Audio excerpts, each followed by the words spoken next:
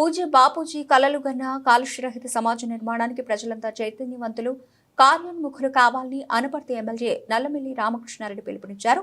బుధవారం రంగంపేట ఎన్టీఆర్ విగ్రహం వద్ద రాజానగరం జిఎస్ఎల్ డెంటల్ ఆసుపత్రి ఆధ్వర్యంలో స్వచ్ఛతా హీ సేవ పక్షోత్సవాల ముగింపు గ్రామ పంచాయతీ అభివృద్ధి కార్యక్రమంలో భాగంగా జిఎస్ఎల్ డెంటల్ కళాశాల ప్రిన్సిపల్ డాక్టర్ గంట సునీల్ అధ్యక్షతన జరిగిన గ్రామ సభకు ఆయన ముఖ్య అతిథిగా పాల్గొని ప్రసంగించారు. కార్యక్రమ కోఆర్డినేటర్ డాక్టర్ ఎస్ హరికృష్ణ, గ్రామ ఉప సర్పంచ్ బాలరెడ్డి దుర్గారావు, మండల తెలుగుదేశం పార్టీ అధ్యక్షుడు ఎలుగుబంటి సత్యబాబు, మండల బీజేపీ అధ్యక్షుడు మైలవరపు సాయిరాం, గ్రామ తెలుగుదేశం పార్టీ అధ్యక్షుడు పోతుల వీర వెంకట సత్యనారాయణ, కూటమి నాయకులు సత్యదేవానందరెడ్డి, గారపాటి రాంబాబు, శ్రీనివాస్, ఉండవల్లి గిరిబాబు, యలమాటి రాంబాబు, మండల వెల్లి గుప్తా, పోతుల వీరసుందర్రావు, దుబాసి వరప్రసాద్, నాని, సుధాకర్, ధర్మరాజు, సత్యనారాయణ, గోపాలకృష్ణ, సహదేవుడు, సుబ్రహ్మణ్యం, కృష్ణ, వీర వెంకట సత్యనారాయణమూర్తి, అడబాల వెంకట్రావు, రాంబాబు, సుబ్బారావు, గ్రామ సచివాలయ సిబ్బంది, జిఎస్ఎల్ వైద్య సిబ్బంది, పిఆర్ఓ కుమార్, ఆశా వర్కర్లు, అంగన్వాడీ సిబ్బంది తదితరులు పాల్గొన్నారు.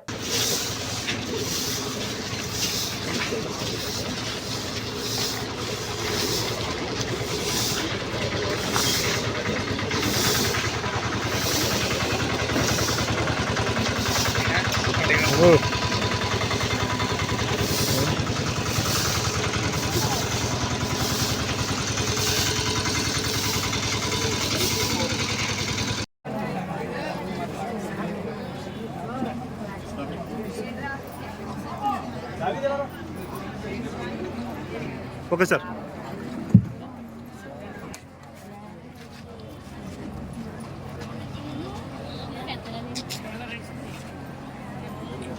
మనం పెద్దలను గౌరవించాలనే సంస్కృతి సాంప్రదాయాల్లో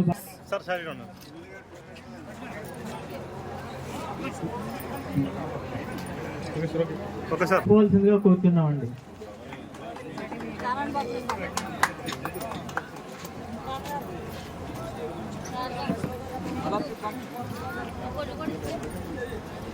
తదుపరి చుండ్రు వీరభద్రరావు గారు లైన్ లో ఉండాలి. కొండ వీరప్పయ్య గారు, వారికి సన్మానం జరుగుతుందండి.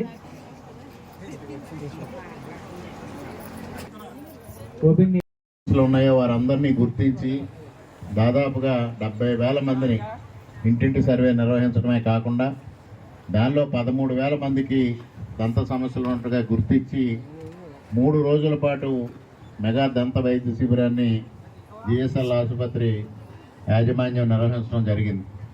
దాదాపుగా 5,000 మంది ఆ 3 రోజుల్లో అక్కడ చికిత్స తీసుకోవడం, మరలా చికిత్స అవసరమైన వాళ్ళకి, ఆ 3 రోజుల్లో చికిత్స తీసుకోని వాళ్ళకి కూడా ఇప్పటికీ వాళ్ళు వైద్య సేవలు జరపడం జరుగుతూ ఉంది. ఈ విధంగా అణువణువున మనకి ఈ ఆరోగ్య అవగాహన పట్ల, ఆరోగ్య సమస్యల పట్ల ప్రజలకు అవగాహన కల్పించడంలో కానీ, అప్రమత్తం చేయడంలో కానీ, వైద్య సేవలు అందించడంలో కానీ మనకి అనుక్షణం మద్దతునిస్తున్న జిఎస్ఎల్ మెడికల్ కాలేజ్ వారికి హృదయపూర్వకంగా కృతజ్ఞతలు తెలియజేసుకుంటూ, ముఖ్యంగా గన్ని భాస్కరరావు గారికి చైర్మన్, అదేవిధంగా డెంటల్ కాలేజ్ ప్రిన్సిపల్ సునీల్ గారికి కూడా, హరి గారికి, ముగ్గురికి కృతజ్ఞతలు తెలియజేసుకుంటూ ఉన్నా. ఇక ఈరోజు కార్యక్రమం ముఖ్య ఉద్దేశం ఏమిటి అంటే, గ్రామాల్లో అభివృద్ధి కార్యక్రమాలు చేపట్టాలి. గ్రామాల్ని ఏదైతే మహాత్మా గాంధీ ఆశించిన గ్రామ స్వరాజ్యం, పల్లెలే దేశానికి పట్టుకొమ్మలు అనేది గాంధీ గారు ప్రవచించిన మాట.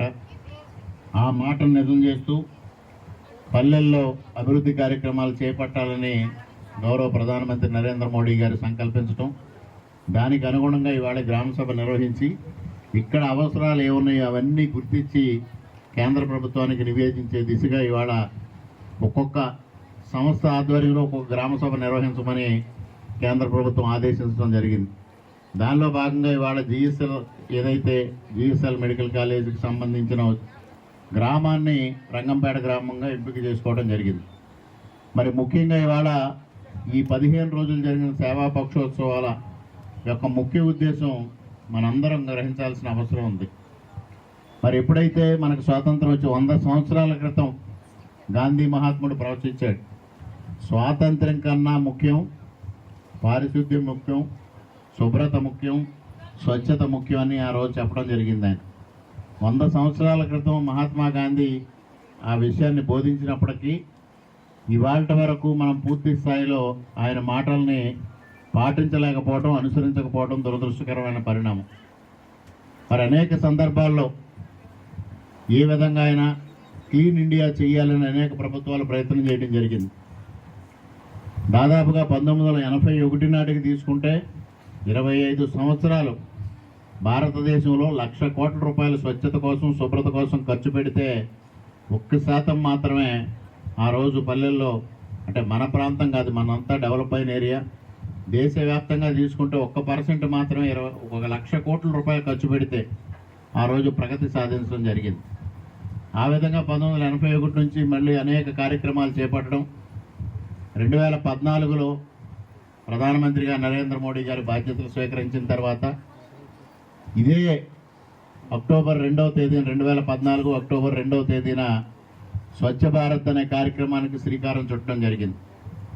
స్వచ్ఛ భారత్ ద్వారా ప్రతి పల్లెలో, ప్రతి ఇంటికి బహిర్భూమి ఏర్పాటు చేయాలి, బహిరంగ ప్రదేశాల్లో మల విసర్జన జరగకూడదు, ఇండివిజువల్ టాయిలెట్స్ ఉండాలి అనే ఒక ఆలోచనతో ఆ రోజు కార్యక్రమం రూపొందించినప్పటికీ కూడా 5 సంవత్సరాలు అసలు భారతదేశంలో బహిరంగ మల విసర్జన జరగకూడదు అనేది నరేంద్ర మోడీ గారి ఆలోచన అయినా ఇంతవరకు అది సాధ్యం కాలే. 10 సంవత్సరాలు పూర్తయింది. మరలా ఇవాళ 2024 అక్టోబర్ 2వ తేదీన మనం మాట్లాడుకుంటా ఉన్నాం.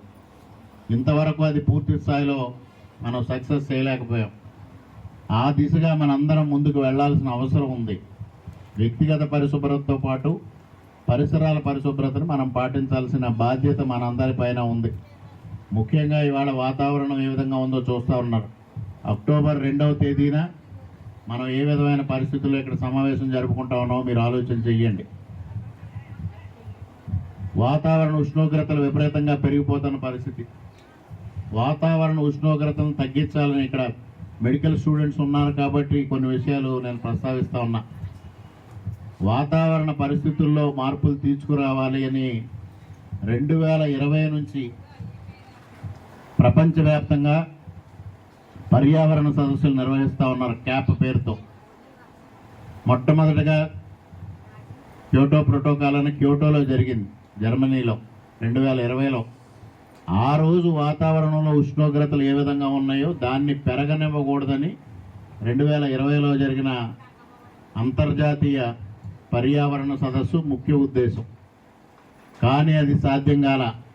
ఆ రోజు 170 దేశాలు అందులో భాగస్వామ్యం వహించాయి. కానీ ఈనాటి వరకు అది సాధ్యం కాని పరిస్థితి. ప్రతి సంవత్సరం ఒక దేశంలో ఈ శిఖరాగ్ర సదస్సును నిర్వహిస్తూ ఉన్నారు. దేశాల సంఖ్య పెరుగుతూ ఉంది. 170 నుంచి వాళ్ళు 220 వరకు వచ్చాయి. కానీ వాతావరణ ఉష్ణోగ్రతలు కూడా అదే విధంగా పెరుగుతూ వెళ్తూ ఉన్నాయి. దానికి ఒక సొల్యూషన్ రాని పరిస్థితిని మనం చూస్తూ ఉన్నాం.